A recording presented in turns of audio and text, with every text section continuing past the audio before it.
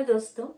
Okay एक बाधा ये नाइजीरिया की युवा लेखिका हैं। उनकी कहानी क्या तुम्हें खाना बनाना आता है, इसे मैं पढ़ने जा रही हूँ।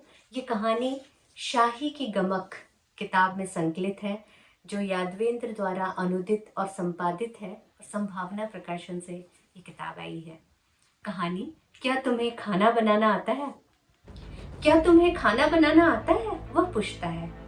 मैं चौंक कर उसकी ओर देखती रह जाती हूँ। इसका मतलब हुआ नहीं आता है। अनायास ही वह बोल पड़ा, क्या तुम्हें आता है। जवाब में मैं भी पूछ देती हूँ, पर पहले मैंने पूछा था और यह कोई महत्वपूर्ण बात भी नहीं कि मैं खाना बनाना जानता हूँ कि नहीं। उसने अपना बचाव किया। ओह, मैं कहती हूँ देखो, 3 नहीं तो हद तक 5 साल लगेंगे जब तुम्हारी शादी हो जाएगी। कोई शक है इसमें। तब बताओ तुम खाना बना पाओगे। मैं फिर से पूछती हूँ। वह मुस्कुराता है, पर तुम्हारे साथ अच्छी बात यह है कि तुम दूसरी फेमिनिस्ट लड़कियों की तरह बर्ताव नहीं कर रही हो, जिन्हें खाना बनाना दुनिया का सबसे खराब काम लगता है। उसकी यह बात सुनकर मैं भी होले से मुस्कुरा देती हूँ। तुम्हारी फेवरेट डिश क्या है, वह जानना चाहता है।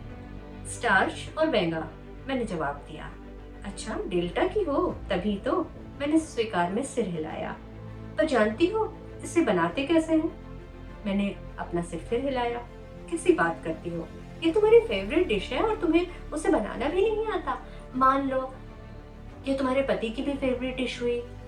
उसने अगला सवाल दाग दिया। मैंने अपने कंधे उचकाकर प्रतिक्रिया दी। अच्छा बताओ, याम कूट सकती हो। उसने अगला सवाल किया। मैंने अपने जीवन में सिर्फ 3 बार कुटे हुए याम खाए हैं। मैंने उसकी आंखों में आंखें डालकर रूखा सा जवाब दिया। अच्छा बताओ, तुम्हारा पति कुटे हुए याम का शौकीन हुआ तब तुम क्या करोगी। वह सवाल पर सवाल दागता जा रहा था। मैंने अपनी आंखें बंद कर ली और गहरी सांस ली। सोचा कहीं से हमारे बीच कोई आ क्यों नहीं जाता जिससे मुझे उसकी सूरत दिखाई न दे। आज का दिन क्या इसी सड़ी गली बकवासबाजी के लिए है। मन ही मन मैंने कहा, अपना ज्ञान अपने पास रखो और मुझे मेरे हाल पर छोड़ क्यों नहीं देते।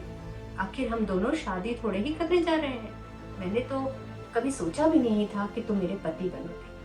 मेरा पति इतना समझदार तो होगा ही कि अपनी फेवरेट डिश खाने की जगह ढूंढ ले। मैंने जवाब दिया। अच्छा तो तुम अपने पति को बाहर, घर के बाहर धकेल देगी, जाकर अपनी फेवरेट डिश खाकर आओ। इससे एक बात तो पक्की हो गई कि तुम अब तक किसी रिलेशनशिप में नहीं रही हो। एक बार जब इसमें पढ़ोगी तब आटे दाल का भाव मालूम हो जाएगा। तुम्हें क्या लगता है पतियों को पा लेना और प्रेम पाश में बांध कर साथ साथ लगाए रहना बच्चों का कोई खेल है। हार कर उसने चोट पहुंचाने वाला तीर छोड़ा। मैंने उसकी बात का कोई जवाब नहीं दिया। मैंने तुमसे कुछ पूछा है। हाँ तो फिर क्या हो गया, खींच कर मैं बोली। उसने मुझे घूर कर देखा तो मैंने भी उसी भाषा में जवाब दिया। ये कैसा इडियट है, तुम तो बड़ी मुंहफट और बदतमीज हो। ये सब देखते सुनते हुए मुझे लगा मेरा माथा फट जाएगा। गुस्से से मेरी आंखें वैसे ही लाल हो गईं और दिल धड़कने की रफ्तार तिगनी हो चली। मैं उसकी ओर से नजरें हटाकर दूसरी ओर ताकने लगी। मुझे लगा इस इडियट के बेतुके सवालों के जवाब क्या देने। दुनिया में ऐसे सरफिरे एक नहीं अनेकों हैं और मेरे जवाब से उसका दिमाग सही होने वाला नहीं। उसके साथ सवाल जवाब करके तुम खुद ही पागल बन जाओगी। वे तो सुधरने से रहे। वे अपने अपने कुओं के मेंढक हैं, उनकी अनदेखी करो, इसी में तुम्हारी भलाई है।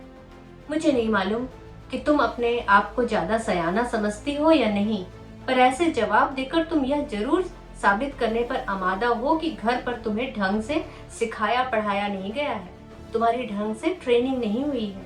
पूरे निर्णायक अंदाज में वह फिर बोल पड़ा। मेरे हाथ थरथराने लगे, सांस जोर जोर से चलने लगी। मुझे लगा मेरी आंखों से अंगारे छिटकने ही वाले हैं। अब यदि मैं एक शब्द भी बोली तो गुस्से से थरथराते हुए मेरी आवाज से वह समझेगा मैं डर रही हूँ।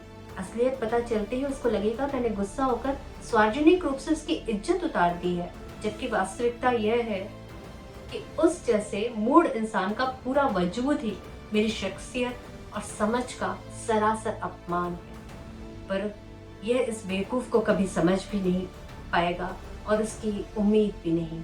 मेरे पास वैसे शब्द नहीं जिससे उसकी असल मूर्ता का चित्र खींचकर उसके मुंह के सामने दे मारूं।